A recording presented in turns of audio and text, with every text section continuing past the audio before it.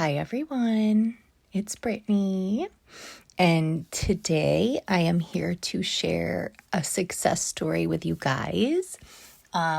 This is about physical appearance and how to change your physical appearance. And the first thing that I want to say to you guys is you are never changing it. So that question is not even correct. You're not changing your physical appearance. You're choosing a different one by understanding that the physical appearance that you believe is yours was never yours to begin with. So I'm going to get into all of that. But let me just start off by talking about my client. So we started working together, and right away, when I saw her on Google Meet, because this is where I host my sessions, she was wearing a mask. And I didn't say anything about it. She did. And she said, "I'm sure you can see that I'm wearing a mask, and let me explain. It's actually why I booked the session." So I'm thinking, okay, I honestly thought it was going to be something health related. And it wasn't. It was because she said that she has been suffering with cystic acne for over 12 years now. But at the time that we had the session, I guess she said that she was dealing with a really severe flare up, and she felt embarrassed to be on camera. And I honestly, I felt really sad for a moment. And then I realized that I know exactly where she's coming from. I know how she feels. I understand feeling like you don't like the way that you look. And I'm sure all of us have been there before. But immediately I shifted from feeling sad to feeling excited, because I knew that she was in a really good place to shift. And the reason why I even say that is because oftentimes we want to manifest things, and that's what this whole experience is about. This whole human experience is for that, to manifest things, to experience yourself in so many different ways, to know yourself as who you actually truly are. None of these things, none of these identities, none of these human experiences are you. They're just pieces of yourself that you can choose to experience, but they truly aren't you. So the reason why I'm saying I was excited is because I understand that when people want to manifest more money, for example, or, a physical appearance change or whatever it is, and it's something that, they want it. They definitely want it, but it's not something that they have been struggling with for their entire lives. Whereas this girl and a lot of other people that I've worked with have been struggling with certain things for really their entire life. And you get to this point where you try so hard to change it and nothing works. And you just get to a point where it's either give up and move on or do something different. And so I could just tell in where she was with the way that she was speaking, the things that she was saying to me. Obviously, the fact that she showed up with a mask on, it was all coming from this place of defeat. And that's a good place to be in. I know it doesn't sound like it, but for me as a coach and somebody who sees lots of people every single day, I can tell when you're actually at this place where it's either this or you're giving up. You know what I mean? So sometimes we have to get to that point to really say enough's enough, and I'm not going to continue to do the same things over and over again and expect a different result. It's ridiculous for me to do that. So she was definitely in a place where she was like, this is my last chance. And I said, no, it isn't. And she said, well, okay, I know it's not, but for me, this is the last time I'm going to do this to myself. If I can't figure this out, if I can't really make this work for me, then I'm just going to move on with my life and just accept that this is where I am. And I said, okay, well, why don't you tell me what you mean by that. What is it that's going on with you? Obviously, I understand that you're telling me you have cystic acne, but what is that causing for you in your experience? And she basically told me, and I'll make it as short as possible, but she's been dealing with this cystic acne for over 12 years, and it is extremely painful. She has tried all different types of medication, topical treatments. She has literally changed her entire life around this, like had to try different detergents, different skincares. She had to eliminate a lot of things from her life. She had to change her diet, and she did a lot of like allergy testing, environmental testing for allergies, like all of these different things. She even quit her job because of this, guys. Like, this has caused her to really just completely shut herself off from living life. And friends will ask her to go out. She makes up excuses for why she can't. Like, she was living her whole entire life around this problem that she was dealing with. And I don't think I need to tell you guys, but if you continue to focus on a problem and make it be a problem for you, then it has no choice but to persist in your life. And so even when she was trying the medication and the topical treatments and making all of these drastic changes in her life, she did tell me that she didn't really believe that any of it was going to help her. And of course, that's why it was experienced in that way. But she was just like, I am so tired of having this thing be my whole personality. Like, I'm so over it. I don't want to have anything to do with this anymore. I don't want to deal with it anymore. And I said, you know, it's funny that you say it that way, because I wanted to ask you about that. Why are you making this your entire personality? Why are you making this your identity? And she was like, yeah, you know, honestly, obviously I've watched your videos and I know what you say about identities, and, you know, I can stop identifying with this, but I just don't know how to do it. She's like, I will tell myself I am whoever I say that I am, and that'll feel good for a period of time. But then I fall right back into things, and I fall into this victim state, and I feel bad for myself, and I just wallow in my misery. And she's like, I just can't get out of that. And I said, well, that isn't you. That isn't you. And she's like, well, no, I don't want to live my life this way. And I was like, no, I don't mean it's not you in terms of your human self. What I mean is, it's not you. It's not you that's feeling sad for yourself. It's not you that's experiencing pain. It's not you that's ashamed of her physical appearance. It's not you that has changed her entire lifestyle for this issue that she believes she has. None of that is you. All of that is a storyline that is manufactured. That's all that it is. And because you're identifying with it and you've attached yourself to it and you believe it is you, you keep experiencing it.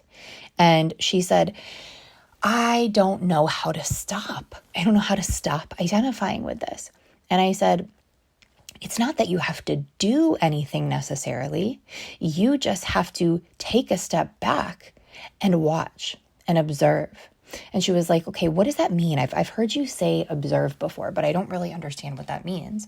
And I explained it to her. I said, take a day or two or 5, whatever you need, to really just stop. Stop with all of the things that you've been doing, all of the practices that you've been implementing, because I know you've been doing it for quite a while. Stop all of that and simply just choose to observe your thoughts. Observe the feelings that come with the thoughts. Observe the 3D experiences. And she was like, well, I have to do things. I get that. I understand it. You can go on and do what you need to do, but you can still be doing things while also taking the perspective of the observer. Wow. Brittany is interacting with this person right now. Brittany's feeling happy right now. Brittany's tired today. And I know it sounds ridiculous. I know it sounds silly. And you don't have to narrate yourself. It's just a way that I can explain it to you guys without you being in my mind and experiencing what I experience. But really just allow everything. Allow all of the thoughts, allow all of the feelings, allow all of the 3D experiences and circumstances to be what they are, and leave them alone. Don't attach yourself to them. Don't make them mean anything. Don't try to follow them and entertain them and go down that rabbit hole with them. Don't do it. Just allow them to be there, recognizing that your only job right now is just to observe them. You're an outsider. You're an outsider watching these things. And she said, okay, I can definitely do that. And I'm actually really looking forward to doing that because I'm kind of exhausted, feeling like I have to be responsible for these thoughts. And I said, why would you be responsible for thoughts that aren't yours in the first place? So she said, okay, I really like that. But the issue is I have a lot of pain and I can't even laugh sometimes because it hurts so much. You know, like I can't even touch my face often because it hurts so bad. And so I said, okay, I totally understand that. I totally understand having physical pain. I've been there plenty of times in my life. So I get that. It's not that you're not going to be recognizing the pain, but you are going to, as the observer, distinguish between you being in pain and the character that you're observing, that you experience through being in pain. There's a difference. And so you're not going to continue to say, I'm in pain. You are going to recognize pain is present. Pain is here, but I'm not in pain. I am perfect. I'm perfect. I'm at peace. That is who I am. And so she was like, okay, I'm looking forward to practicing that. Not really too hopeful that it will do anything, but I'm definitely listening to you and I want to try this. And I said, when we talk about being an observer and recognizing that feeling, that pain, that idea, that thought isn't coming from you, it's not a trying thing. It's just doing it. It's just doing it. And so she said, okay, I'm not going to try. I'm just going to do it. So she went on her way and she practiced this. And actually, she had a really, really nice experience. So what happened to her was she was practicing being the observer. And even when she would feel pain, she would not identify with it. She did not acknowledge it as her pain. She stopped taking responsibility for things that she no longer wanted to experience in her life. And while in that 2-week period of, from the session until the next time we met, it's not like her physical appearance changed at that time, but she stopped noticing the pain. She stopped noticing the pain. It was excruciating for the first several days, she said.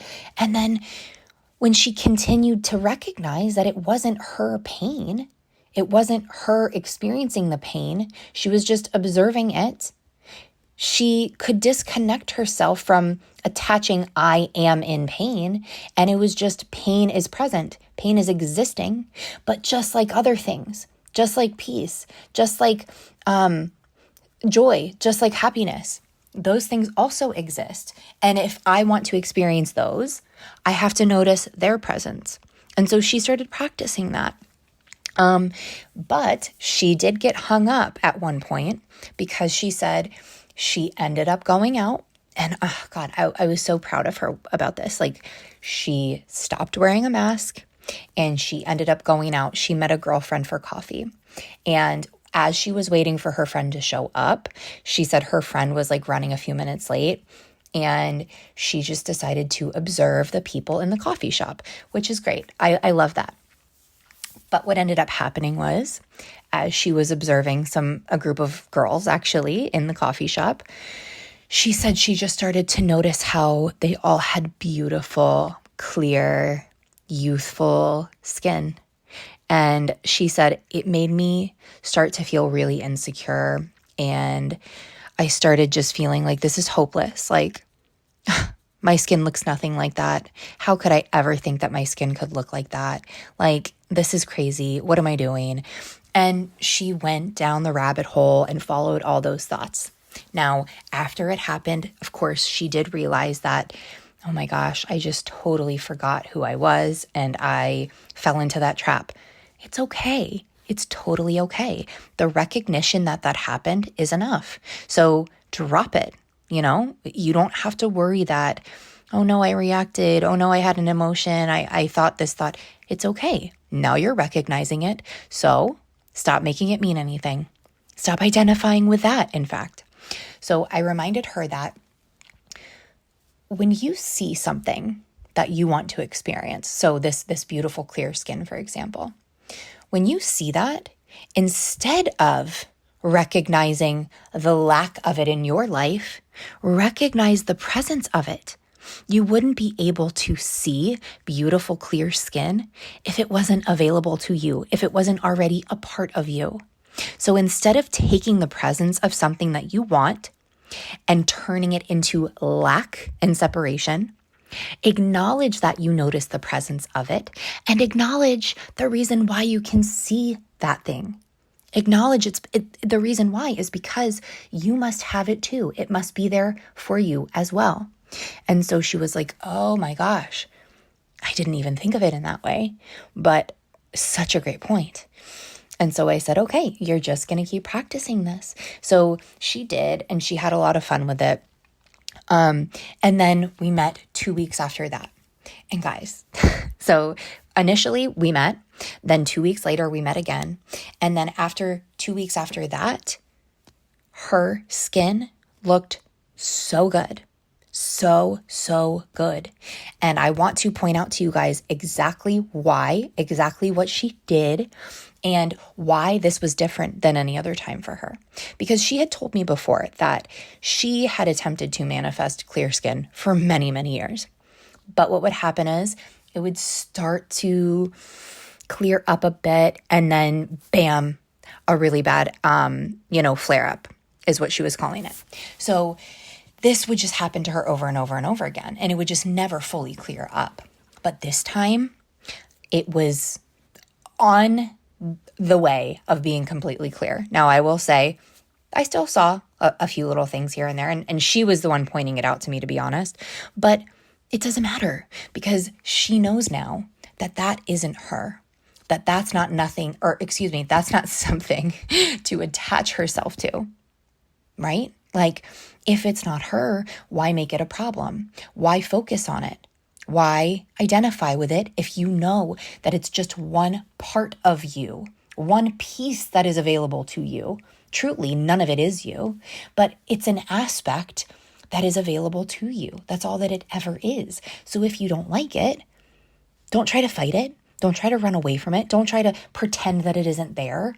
All that does is create resistance. It doesn't work. Instead, be indifferent to it. Allow it to be there and shift your focus onto what you prefer. And it doesn't have to be clear skin necessarily, guys. Your true self, I am, knows exactly what you want. So even if you go into a place of, it feels so amazing to know that I have absolutely everything that I could ever want, well, that will include clear skin. Okay? It's not even that you're manifesting it or that you're attracting it or bringing it into your experience. It's that in the moment that you desired it, it was there instantly. It was instantly there. But you have shut your senses off in order to be able to perceive the thing that you want. Even though it's there, your senses can't perceive something that you are in the awareness of, I am not. It just can't. So you are literally hiding what has always been there. So when people ask me, how will I get something if I'm not focusing on it? Well, you already have it. You're just hiding it because you keep insisting that you don't have it. You keep focusing on this idea that you don't have it. And so you have to experience that in your world. It's not a fact. It's not the truth. Who you are has absolutely everything already right now in this moment. And so she really, really loved that. because she recognized that means I don't have to constantly focus on having clear skin. And I was like, of course not. If you had clear skin and that was natural and normal to you, would you constantly be focusing on it? No, you wouldn't. And you definitely wouldn't be focusing on the fact that you don't, right? You wouldn't be focused on problems whatsoever. You would be focused on whatever it is that feels good to you, whatever it is that you enjoy. And if it happens to imply that you have clear skin, cool, but it doesn't have to. It doesn't have to. The whole point of this is to remove your attention and focus from any perceived problem or issue or lack. You take your attention and focus off of that and put it on things that you would prefer to experience. Doesn't matter what it is. But while you do that, you are giving your 3D experience the space to reveal itself to you. It's always been there. You just haven't allowed it to show to your senses. That's all. So yeah, guys, I'm going to be seeing her again. I literally just talked to her on Thursday, and I don't know when you guys will see this video, but just a couple days ago. And I'm going to be talking to her again in 2 more weeks, and I'm sure she's just going to have amazing updates for me. But the whole point of this video is that now the most important thing here is that regardless of how her skin looks moment by moment, day by day, she is now not attached to that. She's not making it mean anything about her. And the best thing about this, guys, is that the reason why she has cleared her skin up in such a way, in such a quick way, is not because she was doing anything by force. Is not because she was in the perfect place and the perfect time and she did things perfectly. That's not what it is. It's that she released this attachment to this idea that in order for her to live her life, in order for her to feel secure, in order for her to feel beautiful or happy or at peace, she would have to first have clear skin. That's a lie. It's a lie. And not only is it a lie, but even if she was waiting on clear skin to happen for her to be happy, guess what? It's not the skin that's making her happy. It's this thing that she's putting on herself that says, well, until I have clear skin, I can't be happy. So she's putting that, essentially putting that, limit on herself, really. Not allowing herself to feel good, allowing herself to feel happy because this perceived problem has to be solved first. And it's almost like, oh, I don't deserve to be happy unless I have this. What? Are you kidding me? You always deserve to be happy. And it doesn't matter what appearances are showing you. They're always changing, guys. They're always changing. So if you're relying on things outside of you to allow you to feel something or to not allow you to feel something that you want to feel right now, well, you're going to do yourself a huge disservice. And you're always going to be waiting for something out there to give you the permission to feel what you want to feel. When in fact, it was never on that thing or that person to make you feel anything. They don't have the power to do it.